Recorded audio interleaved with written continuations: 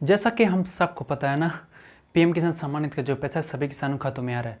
लेकिन मेरे भाई, सभी किसानों के खातों में नहीं आ रहा है। कुछ ऐसे किसान हैं जिनका 10वां किस्त आ गया, 11वां किस्त नहीं आया, और कुछ ऐसे किसान हैं जिनका 6वां 7वां 8वां किस्त आ गया और आने वाला किस्त रुक गया। और कुछ ऐसे भी किसान हैं जिनका 1-2 किस्त आया और आने वाला किस्त रुक गया। और कुछ ऐसे भी किसान हैं जिनका 1-2 किस्त नहीं, पूरा किस्त ही नहीं आया। सो दोस्त, कुछ ऐसे भी किसान हैं जो 12वां किस्त के लिए वेट कर रहे हैं। सो दोस्त, इस वीडियो में आपको बताने वाला हूँ, अगर आपका डाटा इनएक्टिव हो गया, यानी आप जाते हैं पीएम किसान की ऑफिशियल वेबसाइट पे और वहाँ से जब अपना डाटा चेक करते हैं तो आपका दिखाता है इनएक्टिव इन एलिजिबिलिटी, यानी आप पीएम किसान के पैसा पाने के पात्र नहीं। सो दोस्त, इस वीडियो में आपको कुछ टॉपिक बताने वाला, यानी कुछ चीज़ें बताने वाला हूँ जिससे आप जानकारी ले सकते हैं कि आपका जो पीएम किसान का पैसा इनएक्टिव किस कारण से है। तो सबसे पहले मैं आपको बता दूँ, अगर आपने आवेदन किया और आवेदक की कहीं ना कहीं जाके मृत्यु हो जाती है किसी कारणवश, और तब भी उसके बाद पीएम किसान का जो पैसा है चालू रहता है, तो कुछ टाइम के बाद वो इनएक्टिव हो जाती है। यानी आवेदक ने अप्लाई किया लेकिन कुछ कारणवश उनकी मृत्यु हो जाती है, तो ऐसे स्थिति में जो पीएम किसान का डाटा है, यानी पीएम किसान की स्टेटस आप चेक करें तो इनएक्टिव हो जाए। इनएक्टिव का मतलब है आपका जो पैसा आ रहा था हमेशा के लिए बंद हो जाएगा। दूसरी मैं बात बताता हूँ आपको। दूसरी बात यह है कि आवेदक ने अपने खेत पे ऑनलाइन तो करवा लिया, लेकिन कुछ टाइम के बाद वो किसी अदर किसान के हाथों में बेच दे। यानी अपना खेत अगर आप किसी दूसरे को बेच देते हैं और वही दूसरा किसान जाके पीएम किसान कार्यालय में अपना पीएम किसान का पैसा लेने के लिए आवेदन करते हैं, तो ऐसे स्थिति में आपका जो पीएम किसान की डाटा है इनएक्टिव हो जाएगी, इसे आप सही नहीं करवा सकते। ऐसी स्थिति में सही करवाने के लिए आप क्या करेंगे, अपने कृषि कार्यालय जाएंगे और फिर से जो आपके पास खेत है उसका खतौनी लेके जाएंगे, फिर से नए तरीके से आवेदन करेंगे, तब आपके पैसा आने की पूरी संभावना है। तीसरा ये हो सकता है कि आप हो सकता हो आयकर दाता पे कर दो। आयकर दाता का मतलब है इनकम टैक्स। अब आपके मन में डाउट है इनकम टैक्स होते क्या है। अगर आप पहले किसान थे लेकिन किसी कारणवश आपने बिजनेस कर लिया और आपके बिजनेस बड़ी हो गए, तो आपके मन में एक ख्याल आता है कि चलिए मैं आईटीआर फाइल करता हूँ। आईटीआर का मतलब है इनकम टैक्स रिटर्न, या फिर अपने दुकान के नाम से आप जीएसटी बनवाते हैं। तो ऐसी स्थिति में आप आयकर की श्रेणी में आ जाते हैं। अगर आप आयकर की श्रेणी में आते हैं तो भी आपका जो स्टेटस है इनएक्टिव हमेशा के लिए हो जाएगा।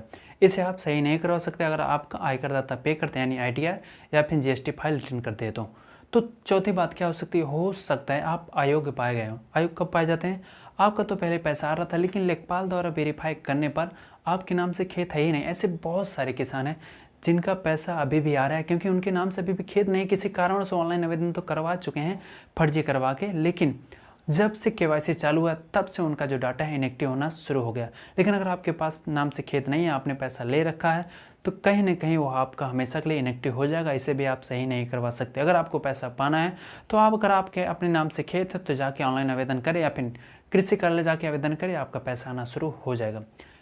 एक नई अपडेट आई है, अगर आपकी उम्र 18 साल से कम है तो भी आपकी डाटा इनएक्टिव हो जाएगा। इसके पहले पैसा आ रहा था क्योंकि केवाईसी के पहले बहुत सारे किसान जो 10 साल के हैं, अगर उनके नाम से खेती था और अगर वो ऑनलाइन आवेदन कर चुके हैं तो उनका पैसा आ रहा था। लेकिन केवाईसी के बाद अगर आपकी 18 साल से कम एज है तो आपका डाटा इनएक्टिव हो जाएगा और आपकी पैसा रुक जाएगा जब तक कि आपकी एज 18 वर्ष से ऊपर नहीं हो जाती, क्योंकि भारत में 18 वर्ष से कम उम्र के बच्चों को काम कराना कानूनन अधिकार नहीं है। इसलिए अगर आप 18 साल से कम हैं तो आप किसान के श्रेणी में नहीं आते हैं। आप किसान के श्रेणी में तभी आएंगे जब आप 18 साल से ऊपर हो जाएंगे।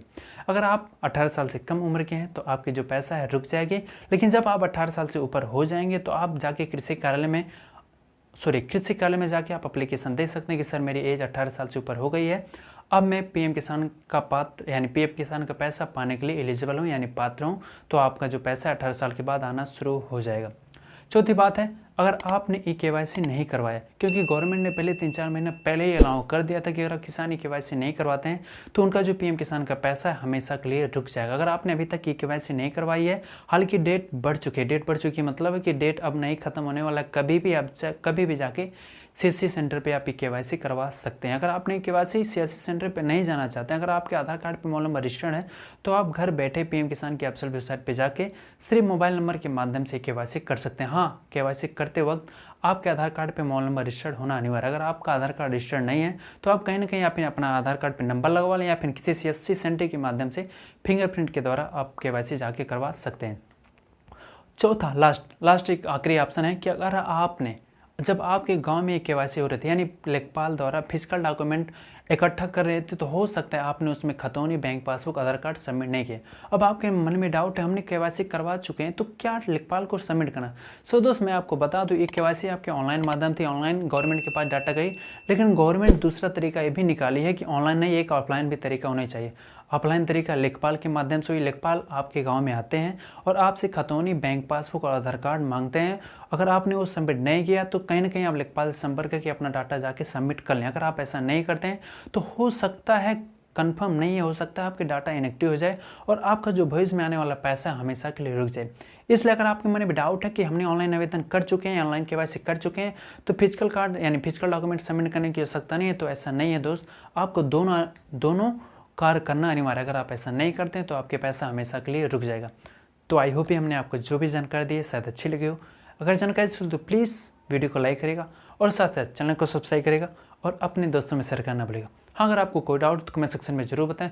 मैं पूरा प्रयास करूँगा कि आपको आपके डाउट के हिसाब से मैसेज दे सकूँ और आपको ये सूचना पहुंचा सकूं कि आप इसे सही कर सकते हैं। अगर मेरे द्वारा सही होने का कार्य हो सकता है तो मैं स्वयं से ही आपका कर दूंगा। अगर मैं चाहता हूं कि मुझसे सही नहीं हो पाएगा तो मैं आपको सजेस्ट कर दूंगा कि आप ऐसा काम कर लीजिए कि आपका ऑटोमेटिक यहाँ से सही हो जाएगा। तो दोस्त अगर आपके पास कोई डाउट हो तो कोई कमेंट सेक्शन में जरूर बताएं, मैं सबका प्रयास करता हूं कि जवाब दे सकूं। हाँ, अगर आपको किसी हटके से अन्य टॉपिक वीडियो चाहिए, यानी अगर आपको पीएम किसान से जुड़े नहीं किसी अन्य टेक्निकल वीडियो चाहिए, जैसे पैन कार्ड, आधार कार्ड या फिर बैंक से कुछ समस्या है, तो कमेंट सेक्शन में जो वो भी बताएं। मैं पूरा प्रयास हो कि आपके हिसाब से, आपके समस्या के हिसाब से कोई अलग से वीडियो बना दूंगा। तो चलिए दोस्तों, मिलते हैं कुछ ऐसे शानदार वीडियो के साथ। तब तक के लिए वंदे मातरम, जय हिंद।